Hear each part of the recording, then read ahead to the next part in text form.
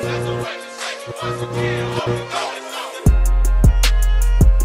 okay, I'm gonna just jump right into it, bro. The Utah Jazz, bro. Obviously, they traded Rudy Gobert. They traded Donovan Mitchell. What does everyone expect them to do now? Lose. They've done the exact opposite, and they've been crushing teams. Crushing teams. They're off to a 10-3 start as of Thursday, November 9th. I think this puts them first in the West. Pete, what are your thoughts about the Jazz? Jazz, I mean, you know what? Like, I'm not gonna lie. I thought like they were like, I think they were undefeated for a little while, and I was like, all right, this is probably gonna, simmer down. Mm-hmm. But right now they're kind of reminding me of the Bulls of last year, where like, they were kind Okay. of hyped, and they were doing great. Energy was great. Like that's how it looks like right now. Laurie Markkinen looking like, in my opinion, we talked about this yesterday. Most improved player. It's a good Um, pick. he looks great, man. Today, I saw his highlights today. He looks amazing. He can shoot. I mean, like he's everything that the Bulls wanted him to be, and he just couldn't. He couldn't do it Yeah. for the Bulls. Now he's doing it for the Jazz.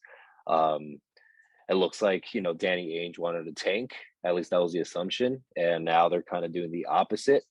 Kind of makes you wonder, like are they going to continue? Are they just maybe? Do they want to trade Laurie? Do they want to trade Clarkson? They want to trade Conley and maybe tank for Victor, because then I mean he would be great alongside Markkinen too. Yeah. Um, I and they have multiple picks, I believe, right? Yeah, dude, they have a lot of picks, and we'll get into it in another podcast. But they also have Minnesota's picks, and Minnesota's not really looking too Yeah. good. Hmm. But let's stick on the Jazz. What's crazy in my so when the was it the Timberwolves trade when the Timberwolves and Cavs trade went down, I went on my main channel, my Brandon Bucky's channel, and I talked Yeah. about it, and Mhm. I had said for when they got Markkinen, Sexton, and there's someone else that they got that I'm blinking. Um, I was like, dude, they low-key got a really good package like that on top of all the picks that they could have gotten for the Cavs. Like this was a really good trade for the Jazz, and I was getting kind of hated on in the comment section. They're like, dude, no, this blah blah blah. It was a fair Yeah. trade. The Jazz are gonna suck. I was like, no, like Marketing was the first round pick. Colin Sexton, obviously, a first round pick, 24 point per game score at that. You still have guys like Clarkson, Bogdanovich, or no, you don't have Bogdanovich. You have Blanky. They also got Walker Kessler, who's looked good as a rookie, a center rookie. I like how you pointed out they look like the Bulls because I like that. I think that's a good choice. And part of me would like to compare him to one of the early Celtics teams post KG Pierce trade, where they had a young coach and they had some young pieces where it's like, oh, like these could be guys that could be part of rotations when we're building. I could see Markkinen, Sexton complimenting a guy like Victor or Scoot later on, like 3 years from now, 4 years from now, when they're contending, like, hey, they got him in that trade. They're the building blocks. And they played the Clippers of the night and they beat the Clippers. And Yeah. they look good, man. And I really like Will Hardy. He was the lead defensive coach in Boston. Hmm. Brad Steven vibes. I know people say, "Oh, because he's white, he's a young white dude." Yeah. He's Brad Stevens. I just see it, and Danny Ainge must have thought so too because he hired him. Gave Exactly. him a lot of trust. The one thing I saw because I saw them on the court warm up, and in the national anthem, what usually teams just like they stick to themselves, they have their heads down, whatever. The team were all holding each other. They were all like wrapped up, arms locked, and it Yeah. reminded me of the bubble when guys were kneeling and stuff like that. But that was the bubble, and like I wouldn't say it was a trend, but at the Yeah. time, that's what everyone was doing. This team was just like collective group motivating each other. I saw Malik Beasley just like, yeah, guys, like Yeah. pumping life into this team, and I was No, like, yeah. yo, They're like connected. that They're was yeah, connected. connect. That's the exact word to explain Yeah. this team, and I was like, yo, like this is something like okay, if you're Danny Ainge, look, I know Victor, like that's a huge that's a huge reward. Is it worth? I think the solution for this Jazz team, if they do want to do that, I don't think trading Markkinen, I don't think trading Sexton or some of these other dudes is the way. Maybe a guy like Clarkson or maybe a guy like Beasley, but I think for the most part, if you're gonna do something like that, you have to sit him out. I wouldn't say trade him, but I think they have some good building blocks there to like on a championship team, you're like, hey, this guy that has this role, whatever. They look good, man, and they like we said, they're connected. They share the ball. Um, Yeah, yeah. they look amazing. I mean, like I said, I'm jealous, and like I'm jealous of that energy, that Mm-hmm. connection they have, Mm-hmm. that chemistry they built together. It's amazing. I In couldn't such imagine short them time doing too, that. and in just Yeah, an off season of having that chemistry, like that stems from coaching as well, and also veterans in the locker room. Like, who knows how much of a role Clarkson's playing into this, or guys, Mike Conley has been into this, you know. So shout out yeah, to the Utah Jazz. Seriously, shout out to them because it's tough what they've been doing, and like, I like to be labeled as a, hey, we're gonna be a terrible team right away, and now you're the second best team in the NBA. That's a big thing, and like you could tell they're playing with a chip on their shoulders. So Danny Ainge has a yeah. tough job to figure out how he's gonna go They, about. exactly. Yeah, because he's put in a tough position right now Mhm. with winning, and then A good position they though, a good yeah problem.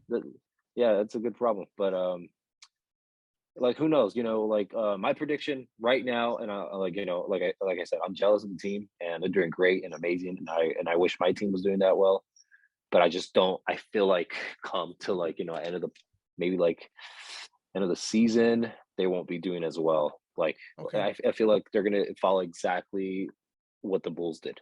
They're gonna okay. start dying But down the little by Bulls, the little. Bulls did have Just injury my prediction. problems. Yeah, Um, go ahead, Lonzo.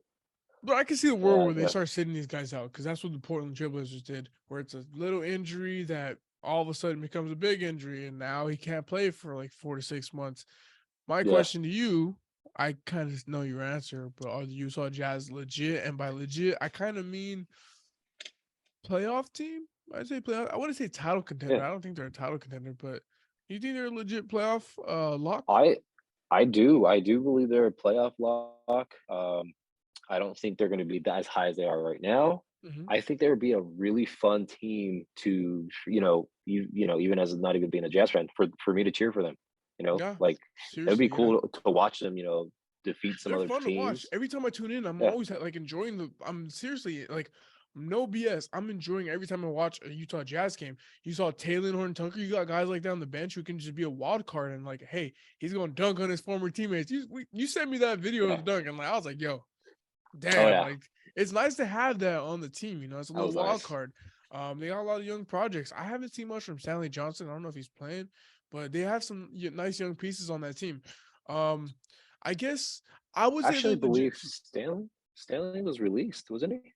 Was he? Oh, I There's a I'm not sure. possibility that It he probably was because I remember they released. had a lot of players, so he might be in the free agent pool. Yeah, But I yeah, guess because my there's some answer for talks. Yeah, yeah, maybe the Lakers pick him up. Who knows? that He'll be the we savior. we can't we can't pick him Yeah, up because we traded him away, so he can't sign this season. He yeah. has to wait till next season, I Mm-hmm. believe.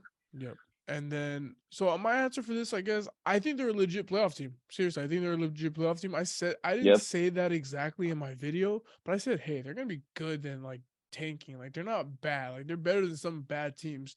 But I think we can both agree that something's gonna happen where they can't play or this and that, and they're gonna be bad by the end of the season. They're gonna Yeah. be a bottom 10 team in the league. But with the lottery odds, the way things work, you don't have to be the worst team. If you even if you're the top three or bottom three worst team, um, you get a good shot, but it doesn't give you the best shot. Like you're not, it's not a Yeah. lock. So we seen the Pelicans, the Grizzlies when they got John Morant, like they were the fourth, fifth, sixth worst team. So I think they're a legit playoff team as currently constructed. But who knows? By January, February, we might not even see these guys playing. They might be shut down. So we'll Yeah. see. This Utah Jazz team, I'll give them that. They're really fun to watch. Seriously, really And if fun to they go to the watch. playoffs, cool. They'll be Mhm. cool. They'll be fun to watch Yeah, for I sure. don't even think that'd be such a bad thing for them. Like maybe that's not what Danny Ainge is looking for. Maybe Danny Ainge is literally just looking for um a playoff team. I mean, you're in Utah, you're a small market. Build that way. Build through gaining these assets up. Like I said, you have guys like THT who are projects where one of these guys can boom and now they're a trade asset. Now you have all those picks. Maybe they cash in early. Like, hey, this is a pretty good team as currently constructed. Maybe we use some of these assets to go and get a guy that could be one or two best player on the team. Yeah, I could that's another good thing, like, yeah, like, maybe you Seriously. know what? Maybe we can build on this and Yeah, go on, no facts. yeah, that'd hmm be cool. I like that. Yeah, I like that idea, and then maybe that's what Danny Ainge is doing because he's seen a lot of basketball. He's been through a perfect rebuild before, in my opinion, with the Celtics. So yeah, maybe that's up his sleeve.